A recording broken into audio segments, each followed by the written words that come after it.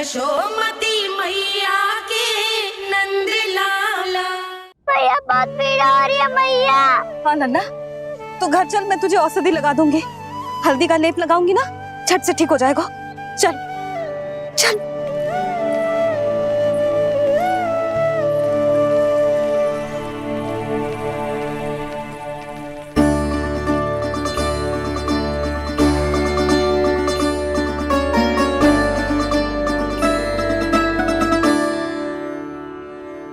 बस लल्ला बस, रो मत। चल चल चल, आजा।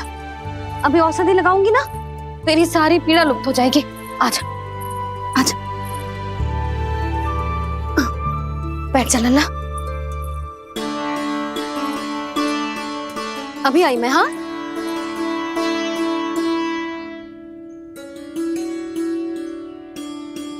मैया। अरे तो अभी तक रो रो है? क्या कह रही थी सारी गोपियां? बता। के मेरा लल्ला श्री नारायण का अवतार है, दिव्य है, भगवान है। और जो भगवान इतनी छोटी सी चोट पे रोते हैं क्या? इतनी तो लगी भी ना है तुझे, जितना तो तू आ ऊ कर रो है।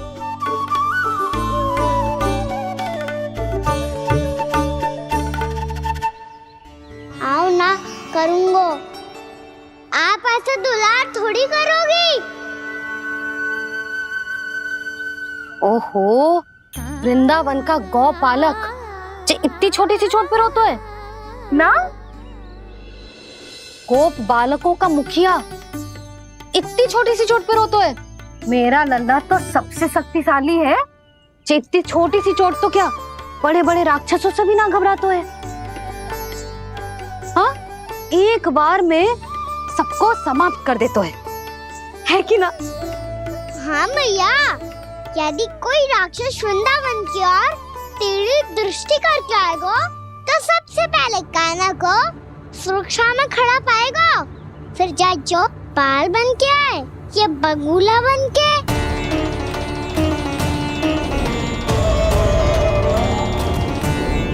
ना लल्ला, सोचो भी मती।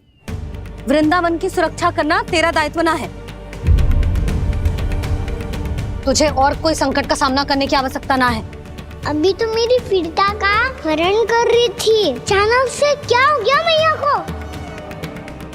कोई आवश्यकता ना है तुझे ऐसे संकटों का सामना करने की। आने दे आज तेरे बाबा को, सीधा सीधा बोल दूंगी। बहुत हो गए उनके तर्क वितर्क। मेरा फूल सा लल्ला वन में अकेले गौचारण के लिए ना जाएगो। आज बगुले ने निकल लियो, कल कछु और हो जाए तो? नारायण ना करे, कहीं कछु ऊंच नीच तुझे कछु हो जाए तो? मैं तो जीते जी मर जाऊंगी।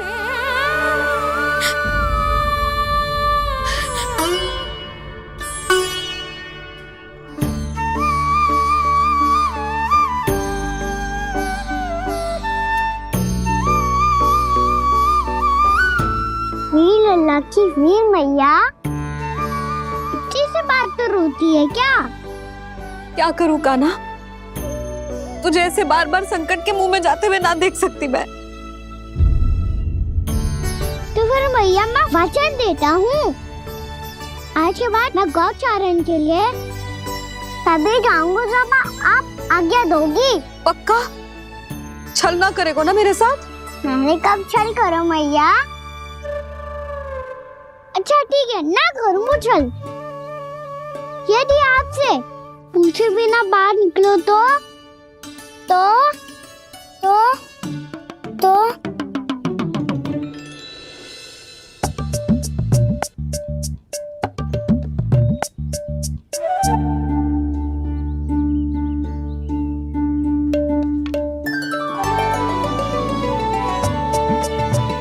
ये रही आपकी छड़ी और ये रही मेरी पीठ। सेक देना तापर तोड़। ठीक है, जब तूने अपना दंड निर्धारित कर ही लियो है तो सोच ले, अब अगर तूने मेरी बात ना मानी तो तोड़ तोड़ छड़ी पड़ेगी, समझ आई?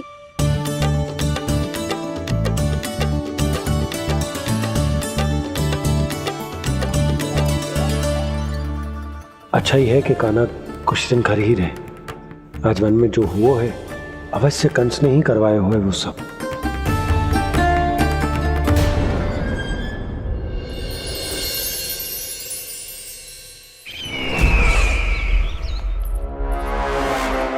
आपका ये धनुष तो सबसे अधिक शक्तिशाली था महाराज, ये कैसे टूट गया? कहीं ये बकासुर की पराजय का संकेत तो?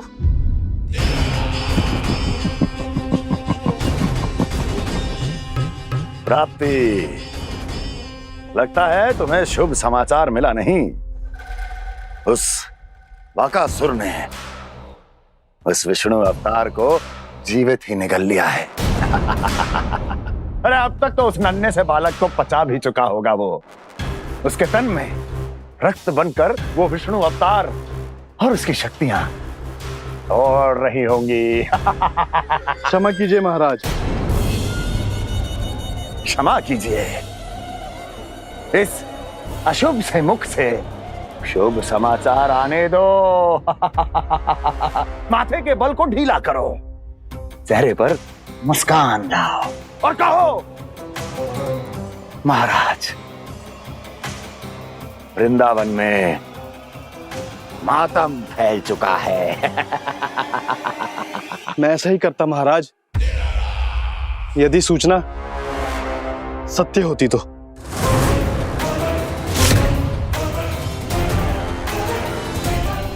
कहना क्या चाहते हो?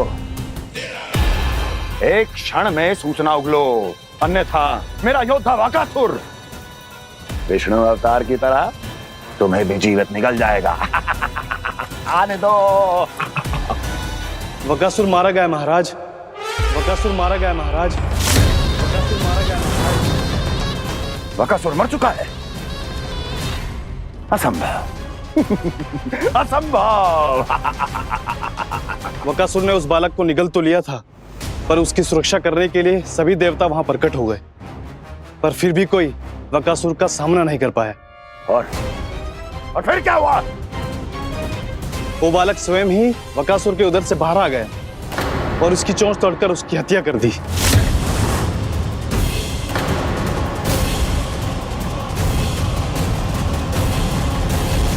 वन में बकासुर की चोंच टूट गई और यहाँ आपका ये धनुष।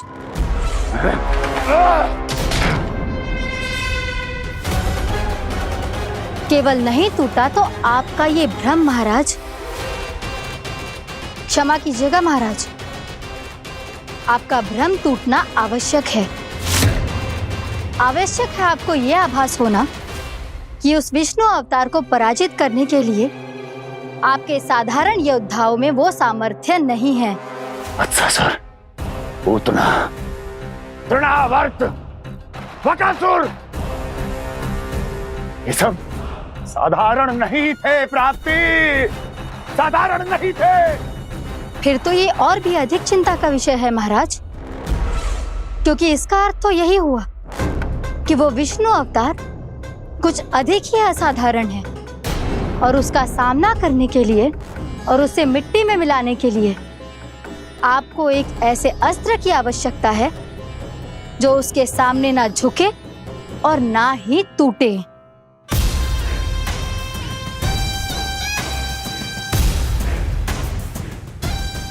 तो फिर मैं ऐसा ही अस्त्र ढूंढूंगा, चाहे आकाश पाताल एक क्यों ना करना पड़े मुझे, 10 दिशाएं 14 भुवन क्यों ना नापने पड़े मुझे। मैं उस अस्त्र को अवश्य ढूंढ निकालूंगा जो उस विष्णु अवतार के प्राणों की डोरी इस धनुष की तरह तोड़ सके।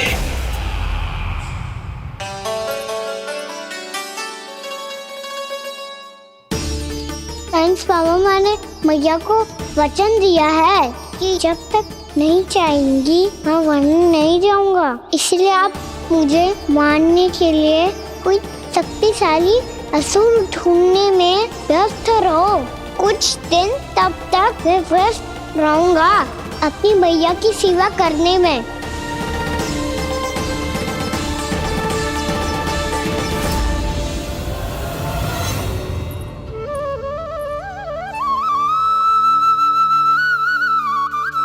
लो मैया, तुलसी जी को चढ़ाने के लिए जल।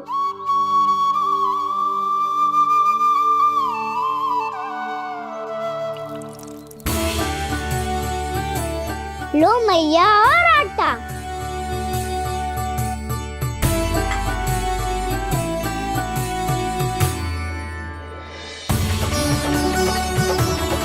लो मैया, बेलन।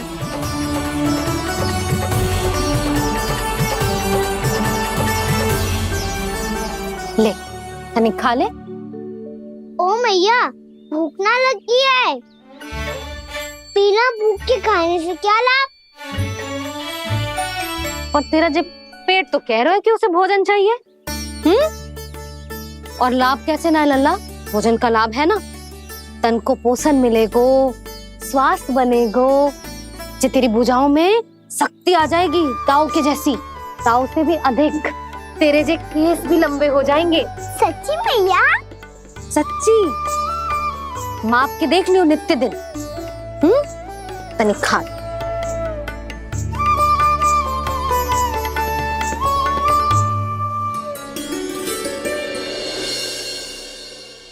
मान के मैया का कहना, छक के भोजन खाते हैं, नित्य मापते भुजा केश, पर ज्यों का त्यों ही पाते हैं।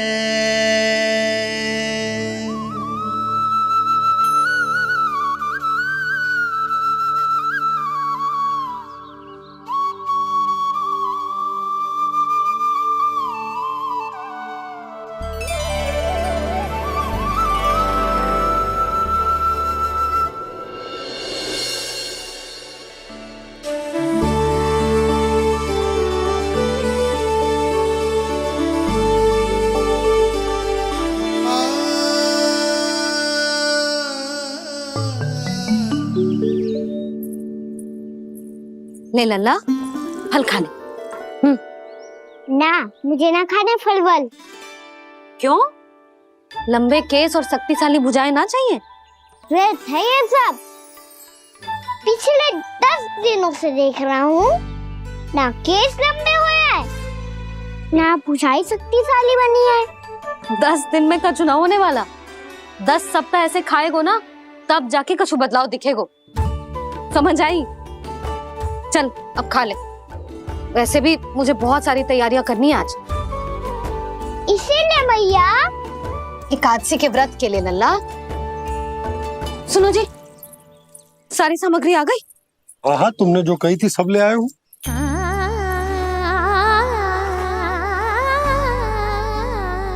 इसमें नारियल तो है ही ना, उसके बिना मैं एकादशी की पूजा कैसे करूंगी? यशोदा, मैंने भोला से कह दिया, वो लेकर आते ही होगा। घबराओ मत। कैसे ना घबराओ जी, आपको पता है ना एकादशी का व्रत मेरे लिए कितना महत्वपूर्ण है। पतो है। अरे इसमें तो दिए भी ना है। दिए ना है? अब मैं अभी लेकर आता हूँ। आप रहने दो, मैं ही लेके आती हूँ। भक्त भोला राम के यहाँ से है। भक्त भोला राम? मेरा अर्थ है कुमार भोला यहाँ के यहाँ से। हाँ हाँ, वो ही।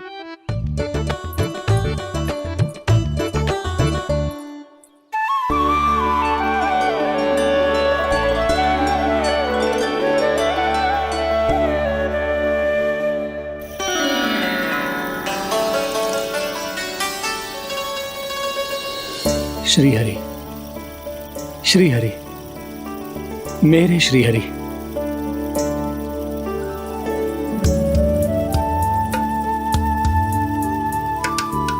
मेरे श्री हरि। भोला राम, मेरी मटकी तैयार है। मेरे श्री हरि, मेरे श्री हरि।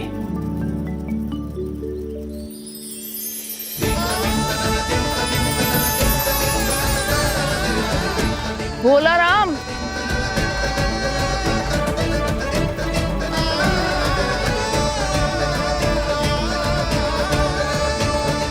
भोला काका, ओ भोला काका।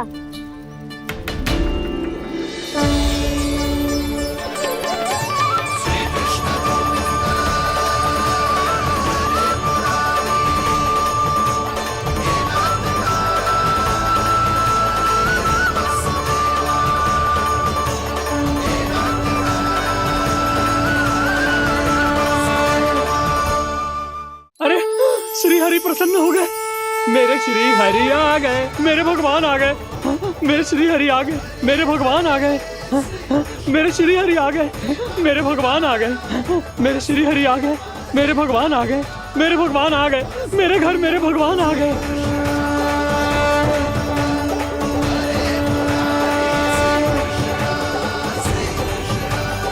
मेरे घर आ गए, मेरे श्री हरि आ गए, हाँ मेरे श्री हरि आ गए। ये तो बावले थे ही, अब बालकन को भी साथ में मिला लिए। उज्जवल क्या कर रहा है? अरे ठहर जा भोला।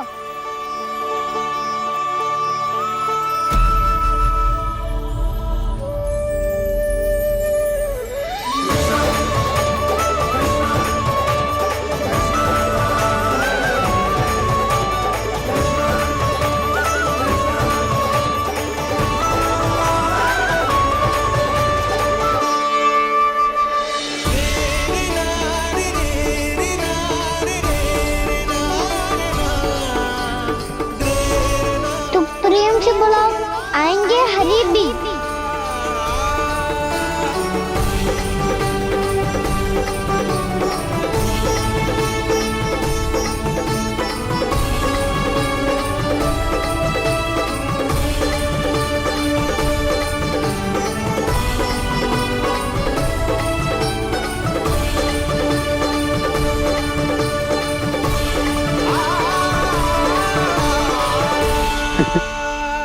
क्या वो गाना?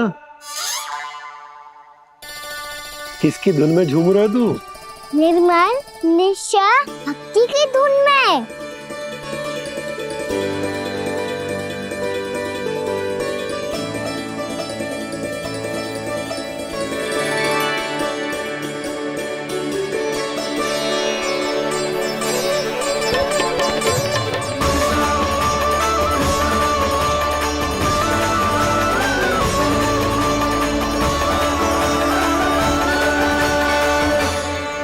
अरे क्या हो गया इन्हें? बावले हो गए हैं क्या?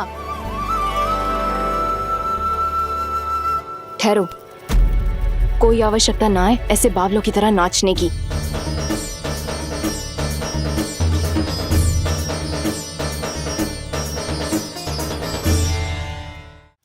जे बावले ना है मौसी, भक्ति में रम गए हैं। बस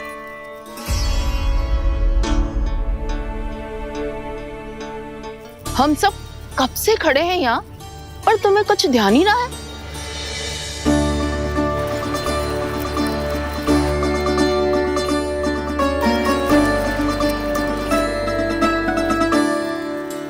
नाच गाने में ऐसे मगन हुए कि हमें देखा भी ना। मुझे नाचते हुए देख मेरे श्री हरि को इतना आनंद आ रहा था कि मैं अपने आप को रोक नहीं सका। और वैसे भी मेरे जन्म का एकमात्र उद्देश्य है श्री हरि की सेवा करना, श्री हरि को प्रसन्न करना। तुम बावले हो भोला राम, या हमें बावला बना रहे हो? श्री हरि और तुम्हें देख रहे हैं? हाँ, अभी वो यहीं थे, देख रहे थे।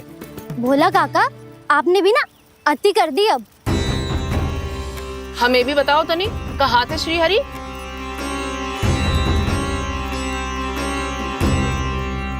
ना जाने अपना उपहास करवाने में क्या आनंद आता है इन्हें। देखो, अब तुम सच मानो या झूठ, लेकिन हमरे श्री हरि यहीं थे, इसी चाक पर अभी। हाँ, लो सुन लो इस मूर्ख की बात। श्री हरि को और कोई स्थान ना मिलो जो इसके मिट्टी के चाक पे आकर बैठेंगे। श्री हरि को और कोई स्थान ना मिलो जो इसके मिट्टी के चाक पे आकर बैठेंगे। श्री हरि को और कोई स्थान ना मिलो जो इसकी मिट्टी के चाक पे आकर बैठे। जैसी मैया वैसोरी लल्ला, दोनों का कुछ पता ही ना चलतो, कब किस बात पर प्रसन्न हो जाए और किस बात पर रुष्ट। अरे मैं भला असत्य क्यों बोलूंगा? अभी अभी यही थे श्री हरि। हाँ,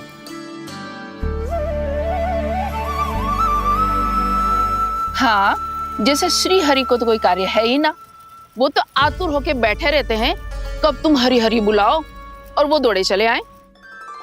भगवान तो भक्तों के पास आने के लिए सदैव आतुर रहते हैं, बल्कि सत्य तो यह है कि भक्तों के मन में ही निवास करते हैं भगवान।